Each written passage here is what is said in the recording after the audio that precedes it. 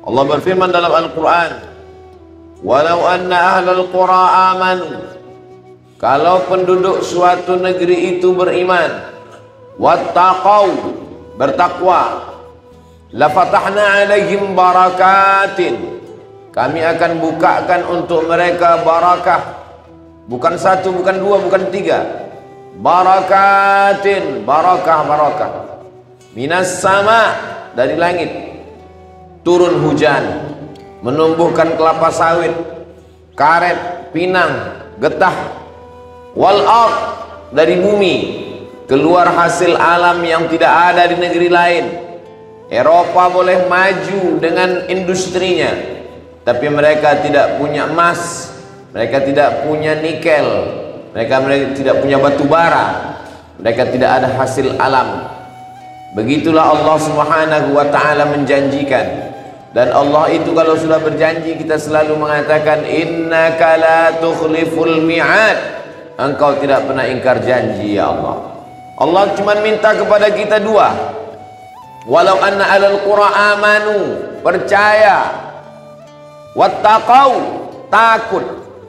Kalau ada rasa percaya kepada Allah, setelah percaya muncul rasa takut kepada azab Allah, maka Allah berjanji la fatahna alaihim barakatin, barakah.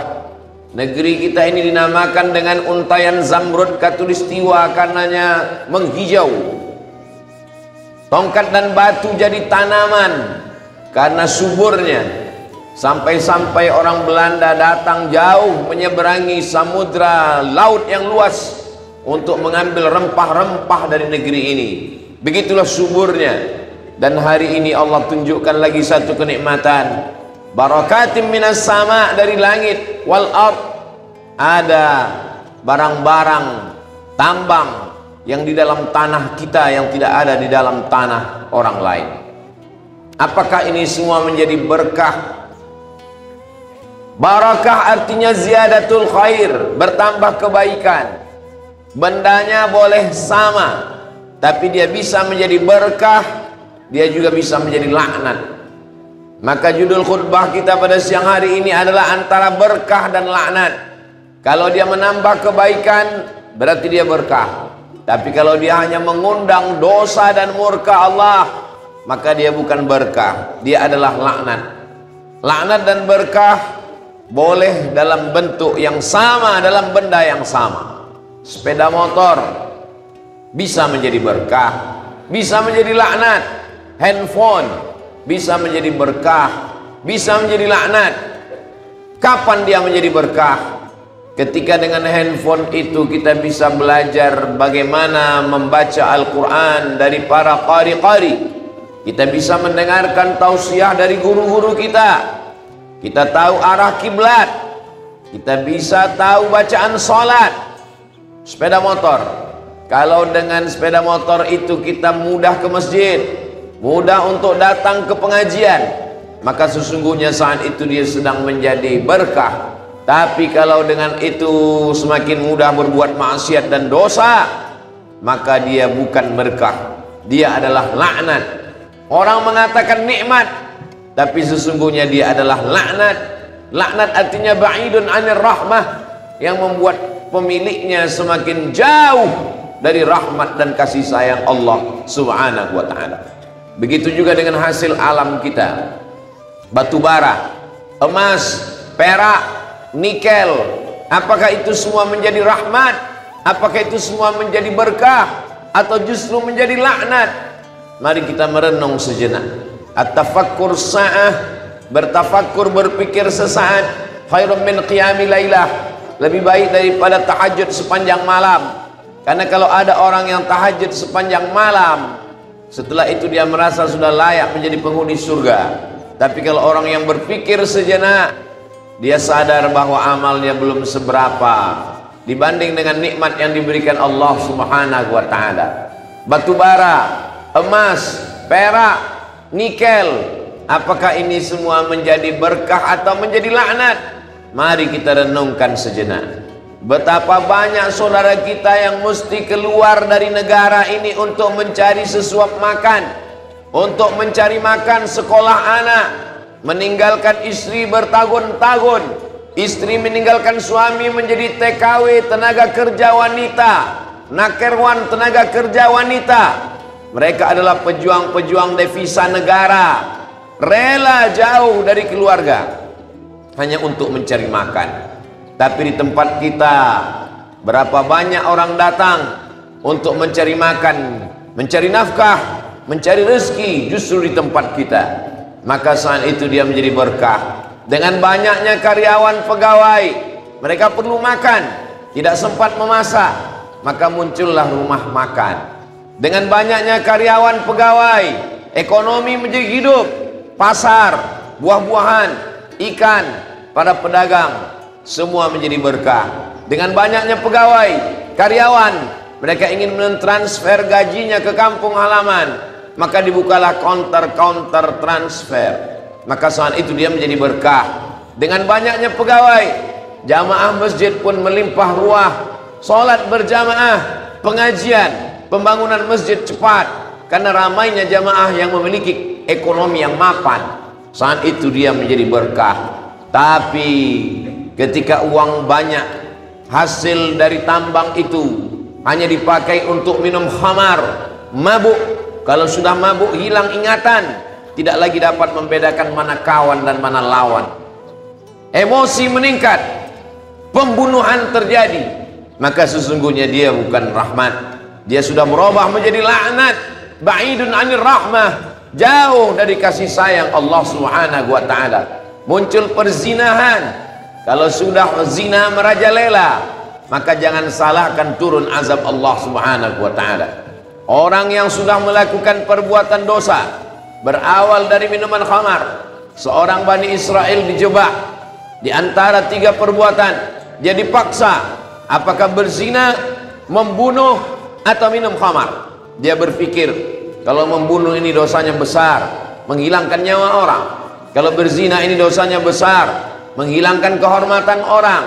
Nanti akan muncul anak tidak jelas nasabnya, maka yang paling ringan adalah minum khamar. Maka dia pilih di antara 3 perbuatan dosa, dia pun minum khamar. Ketika dia minum khamar, hilang ingatannya. Saat hilang ingatan, dia pun mulai berzina. Lalu kemudian setelah itu dia sadar, nanti perempuan ini akan mengadukan perbuatan jeleknya kepada seluruh manusia. Aibnya akan terbongkar. Kalau begitu perempuan ini mesti dibunuh, dihabisi nyawanya, dimatikan. Maka akhirnya zina dia lakukan, pembunuhan pun dia lakukan. Pintu dari segala dosa adalah khamar.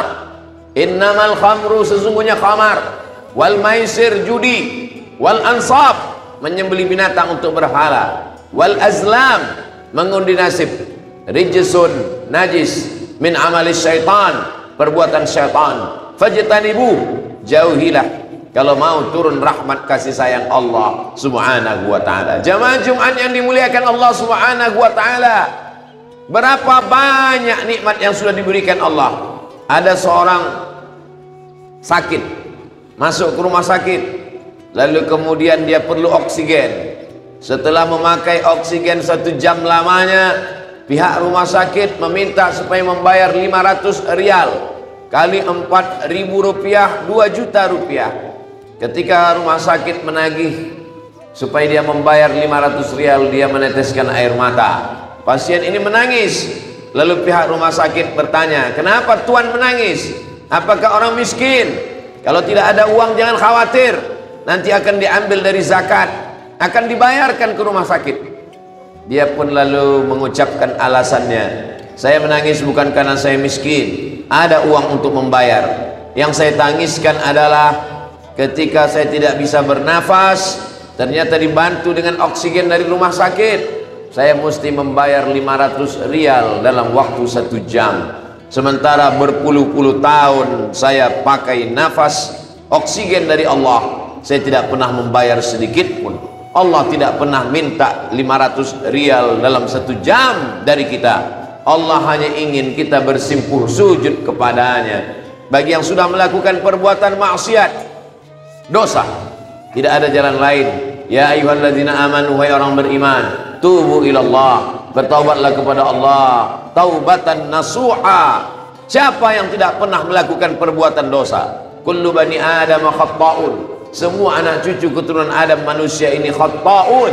Mereka semuanya pelaku dosa. Wa khairul khatta'in at-tawwabun. Sebaik-baik pelaku dosa adalah orang yang bertaubat kepada Allah Subhanahu wa taala. Yang pernah berzina, yang pernah minum khamar, sabu-sabu, narkoba, terlarut dalam perbuatan maksiat dan dosa. Mau sampai kapan? Mau sampai di mana? Innallaha la yaqbalu taubatal abdi. Innallaha yaqbalu taubatal abdi. Allah menerima taubat seorang hamba malam yugharghir, sebelum ghargharah, sebelum nyawa sampai ke tenggorokan. Allah masih lagi menerima taubat. Hari Jumat hari yang penuh dengan keberkahan. Mandi salat Jumat, mandi sunat, mandi taubat. Setelah itu lalu kemudian berwudu, bertayamum. Kalau tidak mampu berwudu, setelah itu salat sunat taubat 2 rakaat. Usalli sunnatat taubat raka'ataini lillahi ta'ala. Ma min muslimin yudhnibu dzamban. Ada orang muslim yudhnibu dzamban, silap, khilaf, salah, melakukan perbuatan dosa. Thumma yatatahhar. Setelah itu kemudian dia mandi. Thumma yastaghsil, yaghtasil, mandi. Yatatahhar, bersuci. Yang paling bagus mandi atau berwudu atau bertayamum. Thumma yusalli rak'ataini. Setelah itu dia salat sunat 2 rakaat. Thumma yastaghfirullah. Kemudian setelah itu dia beristighfar, minta ampun kepada Allah. Illa ghafarallahu lah. Maka Allah mengampunkan segala dosa-dosanya. Kenapa ikan di dalam laut itu tidak asin padahal airnya asin? Kenapa ikan yang naik ke atas darat ketika dikasih garam menjadi asin padahal asin air laut dijemur menjadi garam? Garamnya sama dari air laut yang sama. Tapi kenapa ikan di laut tidak asin? Kenapa ikan yang sudah naik ke darat bisa menjadi asin? Ikan di laut tidak asin karena dia hidup. Sedangkan ikan yang sudah naik ke darat ketika dikasih air garam dia menjadi asin karena dia sudah mati. Siapa yang hidup dia tidak akan tergoda. Siapa yang mati maka dia akan mudah dipengaruhi oleh lingkungannya. Kawan, satu kos-kosan, satu lingkungan amat sangat berpengaruh. Tapi kalau jiwa kita hidup maka dia tidak akan bisa membuat kita asin. Matsalul ladzi yadhkuru rabbahu wal ladzi la yadhkuru rabbahu kamatsalil hayyi wal mayyit. Siapa itu orang yang hidup? Orang hidup bukan orang yang bekerja. Orang hidup bukan orang yang makan. Orang hidup adalah orang yang hatinya berzikir kepada Allah Subhanahu wa taala. Maka jangan lupakan zikir subuh, zuhur, asar, maghrib, isya, doa, tahajud. Sebanyak apapun orang menggoda, kalau hati kita hidup, dia tidak akan pernah mampu. Maka kita disuruh tidak hanya sekedar berzikir kepada Allah, tapi juga berjamaah. Alaikum bil jamaah. Hendaklah kamu berjamaah. Paksa-paksakan kaki melangkah. Syukur-syukur ada sepeda motor, bawa ke masjid. Orang akan segan mengajak kita minum khamar, berzina. Kalau dia tahu kita ahli masjid, dia akan sungkan. Allah menjaga kita. Pakai peci, pakai baju koko, pakai topi putih, orang akan sungkan mengajak melakukan perbuatan dosa. Allah menjaga. Membaca ayat kursi pada waktu subuh dipelihara Allah sampai zuhur, dijaga dari zuhur ke asar, dipelihara dari asar ke maghrib, dari maghrib ke isya, dan isya sampai ke subuh. Pemeliharaan Allah itulah yang kita inginkan. Alaikum bil jamaah. Hendaklah kamu berjamaah, berteman, berkawan, bersahabat. Datang rasa malu, datang rasa sungkan. Nanti kalau ketahuan, Allah mengawasi hati, kawan mengawasi badan. Berteman bersama, berjamaah. Kalau ada kawan yang melarang kita berzina, kalau ada kawan yang mengawasi kita jangan sampai minum khamar, kalau ada kawan yang selalu mengingatkan kemana pergi gajimu, apakah kau sudah bayar zakat, apakah sudah sholat berjamaah, teman seperti ini peganglah. Inilah teman setia, inilah teman yang menyelamatkan kita dari azab Allah Subhanahu wa taala. Bagi yang belum menikah, menabunglah, disimpan karena hidup masih panjang. Man istata'a minkumul ba'ata falyatazawwaj. Bagi lelaki yang sudah mampu, punya gaji, falyatazawwaj, menikahlah. Fa innahu aghaddu lil basar, karena menikah itu menjaga pandangan. Wa ahsanu lil farj, menjaga kemaluan. Faman lam yastati', kalau tidak sanggup, fa alaihi bisawm, banyak puasa sunat. puasa Senin Kamis, puasa Nabi Daud, fa innahu lahu wija, dia akan menjadi obat, akan menjadi penjaga. Orang yang berjamaah akan dijaga dengan jamaahnya. Maka syarat supaya kita istiqamah yang pertama adalah hijrah, taubat, meninggalkan yang haram kepada yang halal, meninggalkan yang dilarang Allah kepada yang diperintahkan Allah. Setelah kita jaga, lalu kemudian kita berjamaah, berteman, berkawan, bersahabat dengan orang baik-baik, selalu datang ke masjid berjamaah. Setelah itu lalu kemudian Allah akan berikan istiqamah dalam hati. Puncaknya hadiah terindah adalah husnul khatimah. Tidak ada gunanya amal banyak kalau tidak husnul khatimah. Itulah mengapa di antara doa kita pagi, petang, siang dan malam, Allahumma khtim lana bi husnil khatimah. Hidup tidak lama.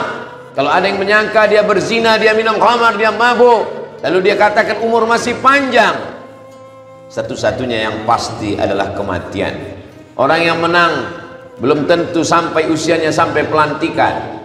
Orang yang sehat belum tentu usianya sampai kepada tua. Tapi kematian yang tidak pernah ditunggu, dia pasti akan datang. Innal mautal ladzi tafirruna minhu fa innahu mulaqikum. Kematian, kamu lari dari kematian, dia pasti akan datang menemui kamu. Berapa banyak orang muda disangka akan sampai usia tua, tapi rupanya ada yang lebih cepat daripada keinginan. Itulah dia kematian. Kita mesti selalu mengingat kematian. Ketika kita bangun tidur, kita bukakan mata, alhamdulillahilladzi ahyana ba'dama amatana wa ilaihin nusur. Mungkin ini hari terakhirku, mungkin ini hari terakhirku. Jangan sampai aku mati dalam keadaan su'ul khatimah. Menelpon orang tua yang jauh di kampung halaman, mintakan doa mereka. Apa kabar ayah, apa kabar ibu? Doakan aku di perantauan. Doakan selalu istiqamah, dijaga Allah dari perbuatan maksiat dan dosa. Hubungan dengan ibu, hubungan dengan ayah, menguatkan hati kepada Allah subhanahu wa ta'ala. Kalau belum mampu membahagiakan mereka, jangan sengsarakan mereka dengan dosa. Orang Islam tidak egois. Yang sudah selamat, dia tidak hanya selamat dirinya, selamatkan kawan. Satu kamar, satu kos-kosan, satu tempat tinggal, satu tempat bekerja. La ta'murunna bil ma'ruf, ajak orang lain berbuat baik. Wala tanhauna 'anil munkar, larang dari perbuatan dosa. Kalau hanya menyelamatkan diri sendiri, tak peduli dengan orang lain, la yusikanna yab'atsallahu 'alaikum iqaban, dikhawatirkan akan turun hukuman. Tsumma tad'unahu, ketika azab Allah datang, banjir bandang, angin puting beliung, tsunami, gempa bumi, lalu kemudian semua datang bertobat, mengangkat tangan, istighasah, minta tolong kepada Allah. Tsumma tad'unahu, kamu berdoa kepada Allah, fala yustajabu lakum, doa kamu tidak dikabulkan Allah subhanahu wa ta'ala. Hidup adalah pilihan. Allah kasih telinga, Allah kasih mata, Allah kasih tenaga, pakai untuk mendatangkan rahmat Allah, jauhi dari perbuatan maksiat yang mendatangkan laknat Allah. Tepuk dada, tanya iman, apa yang akan saya lakukan? Wa qul i'malu, beramallah, berbuatlah, fasayarallahu amalakum, Allah yang akan melihat, wa rasuluhu, Rasulullah melihat, wal mu'minun, orang beriman. Ayah kita yang sudah meninggal, almarhumah ibu kita yang sudah mati, mereka melihat segala perbuatan kita, apa yang kita lakukan.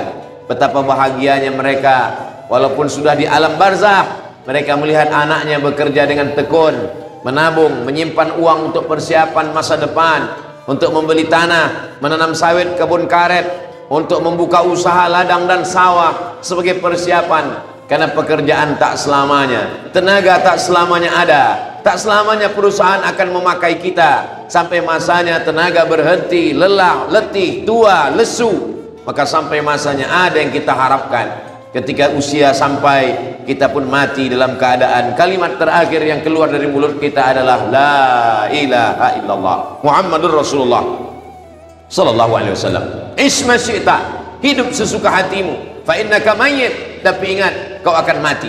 Yang mau berzina, yang mau minum khamar, yang mau sakau, yang mau mabuk, yang mau membunuh, isma syi'ta, hiduplah sesuka hatimu, fa innaka mayyit, tapi ingat kau akan mati. I'mal ma syi'ta, berbuatlah sesuka hatimu, fa innaka majziyun bihi, tapi ingat semua perbuatanmu akan dibalas sebesar ujung rambut, sebesar tapak kaki semut, sebesar noktah titik hitam di atas batu yang hitam di tengah malam yang kelam akan dituntut. Faman ya'mal mithqala dzarratin khairan yarah, sebesar biji sawi akan dibalas Allah Subhanahu wa taala.